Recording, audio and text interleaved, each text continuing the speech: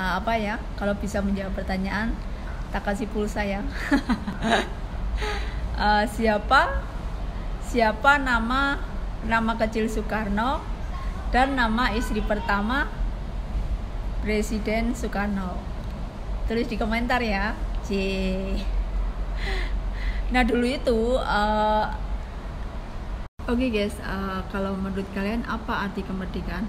Kalau menurut saya arti merdeka itu di sini gitu ya, di Hongkong itu saya bebas melaksanakan ibadah saya bisa menjalankan sholat, saya bisa menjalankan puasa. Itu adalah kemerdekaan untuk saya. Itu bagi saya begitu ya, arti sesungguhnya kemerdekaan bagi saya gitu ya.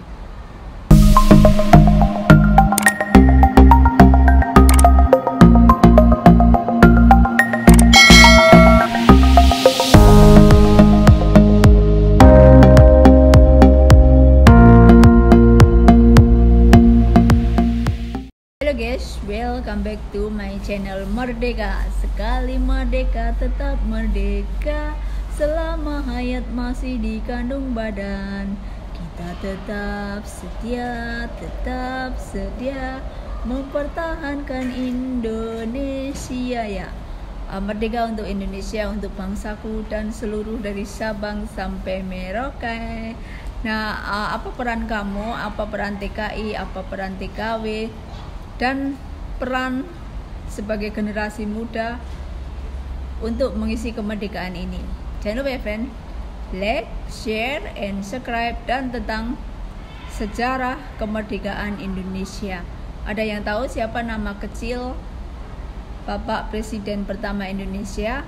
Nah, nanti sedikit cerita tentang Indonesia, sejarah Insinyur Soekarno hingga menjadi presiden, dan Bapak Proklamator juga Dr. Andes Muhammad Hatta. Oke guys, kalau mengenang sejarah perjuangan bangsa Indonesia itu sangat-sangat meneteskan air mata ya, sebelum Indonesia merdeka itu ya.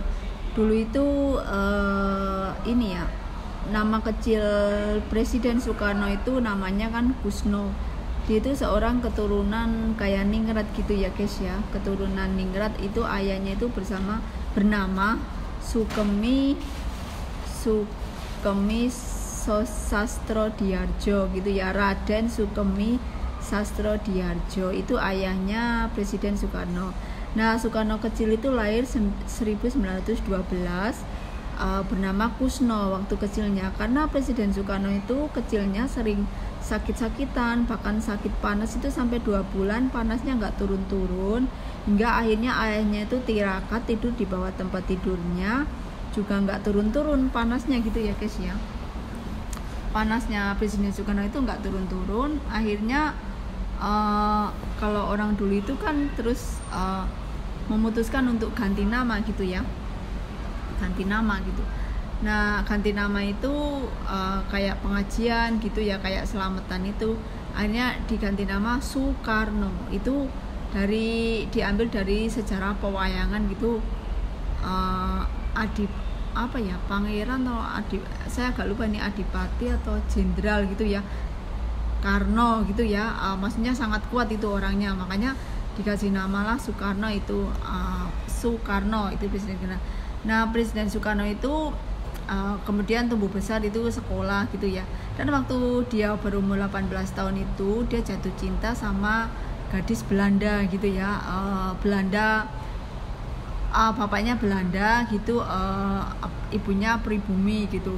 Nah, dia kan heran ya, waktu pertama kencan itu dia datang ke rumahnya yang ini, gadis Belanda ini namanya itu Mailhan atau siapa, saya agak lupa ini ya, udah pelajaran sekolah gitu. Nah, tapi orang tuanya ini nggak setuju gitu, nggak suka dia berteman dengan Soekarno. Akhirnya diusir gitu ya Presiden Soekarno, dan akhirnya Presiden Soekarno itu nggak bikin jatuh cinta gitu, terus dia terjun ke politik. Nah, dia akhirnya mendirikan partai gitu ya, Partai Nasional Indonesia. Dia berpolitik bersama teman-temannya dan pemuda waktu itu.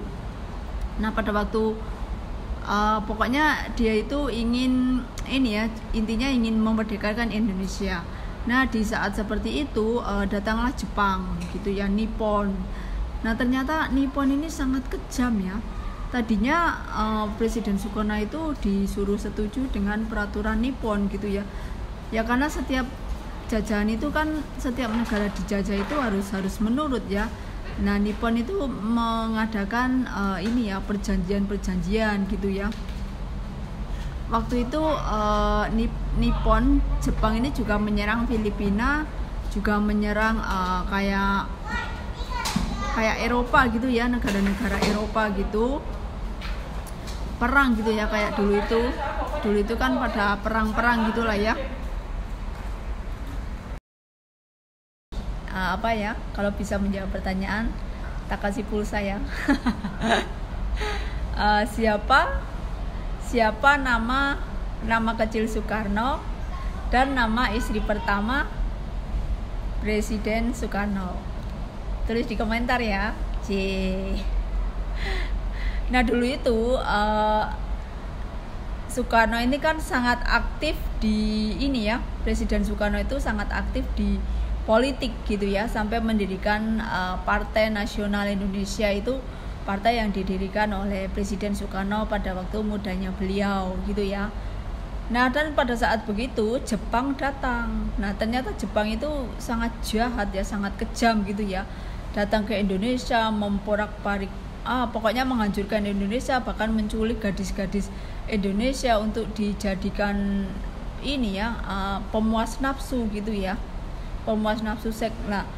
Nah itu di saat seperti itu Soekarno sama Pak Hatta, Presiden Soekarno sama Pak Hatta itu sangat-sangat prihatin dengan nasib negara Indonesia gitu ya, sangat-sangat sedih gitu. Apa yang harus bisa saya lakukan biar Indonesia ini merdeka, biar Indonesia itu nggak dijajah. Nah Laksamana Maeda itu Laksamana Jepang gitu ya, pada waktu itu Jepang itu udah tahu bahwa dia itu akan kalah gitu ya, dia tidak berhasil karena perjanjiannya itu perang di Rusia, di Inggris gitu kan.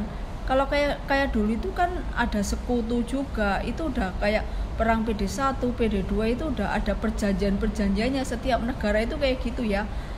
Tiba-tiba Nippon, tentara Nippon itu Jepang menjajah Indonesia, menghancurkan semua pertahanan Indonesia gitulah ya. Itu sebelum merdeka ini ya. Itu 1940 itu Jepang udah datang loh. Nah akhirnya Presiden Soekarno itu kan paling cerdas gitu ya, maksudnya otaknya itu dia pokoknya intinya ingin memerdekakan Indonesia ya. Tapi kan pada waktu itu kan tetap susah ya, dia juga mengumpulkan pemuda-pemuda, ada Sultan Syahrir, ada itu pahlawan Apera Supriyadi, semua dari Surabaya, dari mana-mana itu bergabung gitu ya. Kenapa kok Jepang ini semakin gila gitu ya, semakin, kalau Jepang kan dengan terkenalnya Romusa ya, kerja paksa di zaman Jepang itu namanya Romusa, sampai kakek seorang tua pun disuruh kerja. Pokoknya Indonesia itu ditindas banget gitu ya saat itu.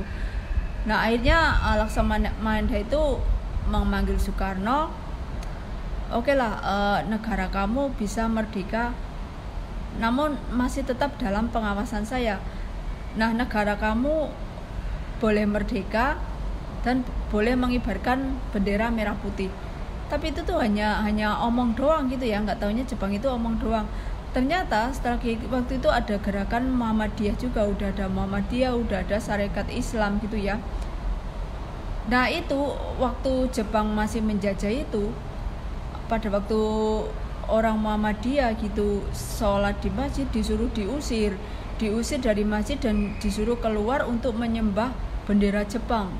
Nah pemimpin Muhammadiyah saat itu nggak mau kan, saya nggak mau hormat kepada Jepang. Nah akhirnya ditebas dari belakang.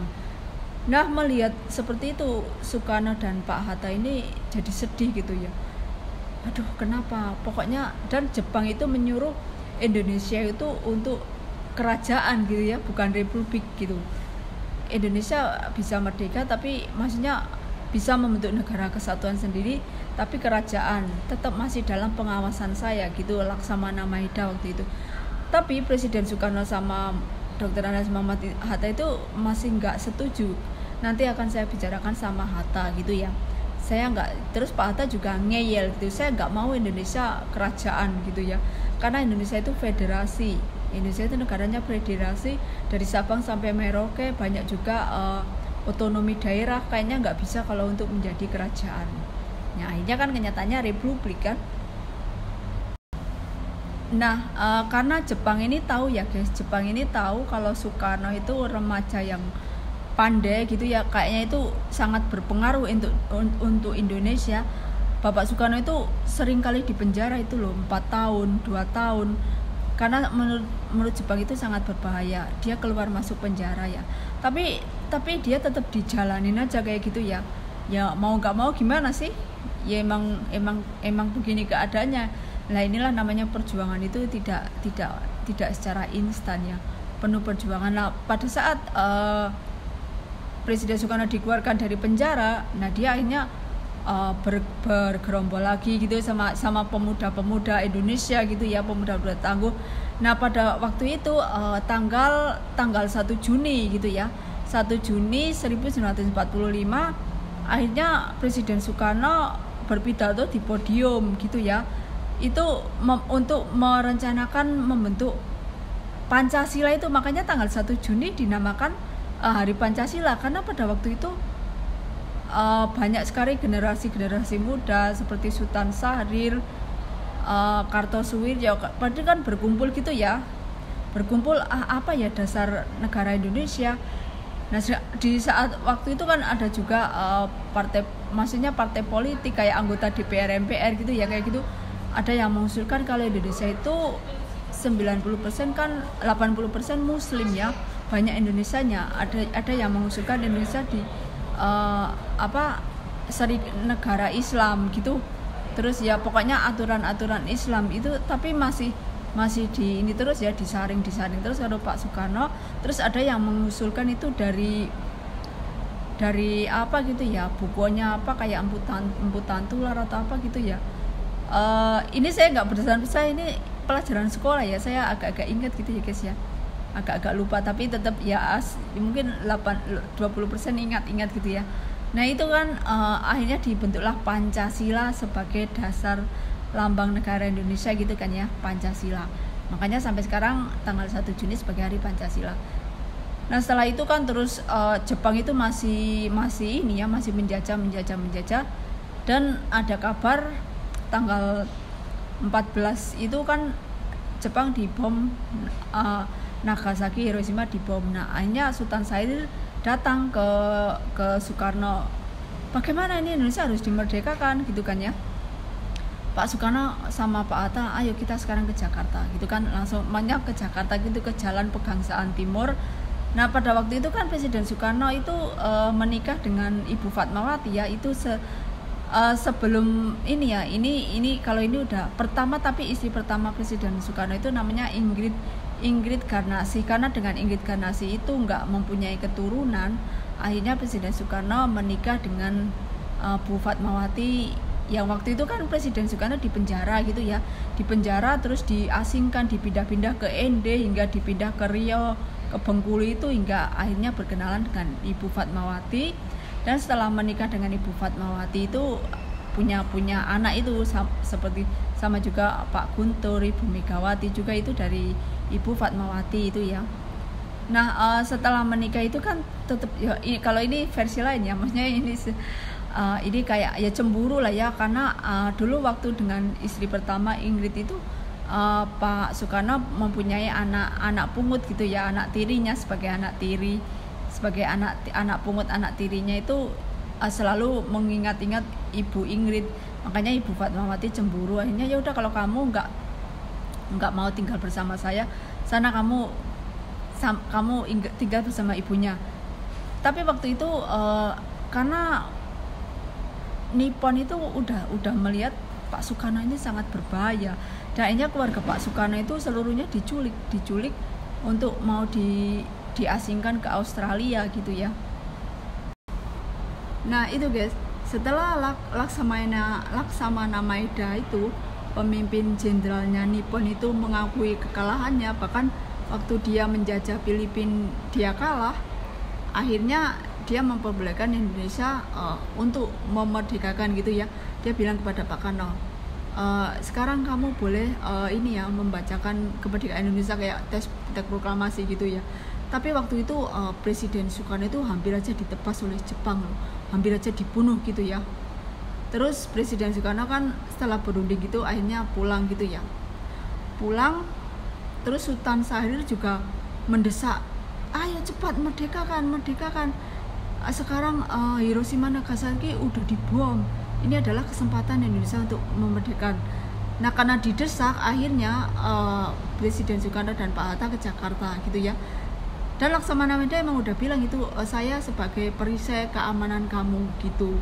Nah akhirnya ke Jakarta dengan segerombol seluruh rakyat Indonesia juga sudah menanti-nantikan kapan Indonesia merdeka, kapan Indonesia. Dengan pemuda-pemuda akhirnya tanggal 16 itu Pak Soekarno datang ke Jakarta itu di Istana Bogor itu, kemudian diculik oleh para pemuda-pemuda Indonesia ya, pemuda-pemuda hebat ke Rengas Dengklok itu untuk untuk membicarakan tentang proklamasi itu. Makanya kan terus membuat teks ditulis, makanya proklamasi kan pagi-pagi jam 10 pagi itu kan ya. Itu kan berdasarkan perundingan yang sangat-sangat haru juga, alot juga, penuh, pokoknya itu penuh haru gitu ya. Sedangkan yang menjahit bendera kan Ibu Fatmawati kan. Nah akhirnya tanggal 17 Agustus jam 10 akhirnya merdeka. Namun sekarang nggak bisa untuk lomba balapan karung, lomba panjat pinang karena itu corona. Oh my god, karena corona akhirnya kita nggak bisa upacara bendera, nggak bisa ikut lomba-lomba. Oh ya nasib guys. Oke guys, kalau menurut kalian apa arti kemerdekaan? Kalau menurut saya arti merdeka itu di sini gitu ya, di Hongkong itu saya bebas melaksanakan ibadah saya bisa menjalankan sholat, saya bisa menjalankan puasa. Itu adalah kemerdekaan untuk saya. Itu bagi saya begitu ya, arti sesungguhnya kemerdekaan bagi saya gitu ya. Dan kalau bekerja itu juga emang kewajiban gitu ya. Tapi menurut saya begitu ya arti kemerdekaan ini. Ya semoga kita tetap diberi kesehatan. Semoga corona juga hilang, cepat hilang. Biar bisa upacara bendera, biar bisa ada lomba-lomba. Itulah arti merdeka yang sesungguhnya ya. Bisa sholat, intinya bisa menjalankan ibadah, bisa bekerja juga sambil beribadah. Itu seimbang gitu ya, dan tetap jaga kesehatan. Iya nggak guys?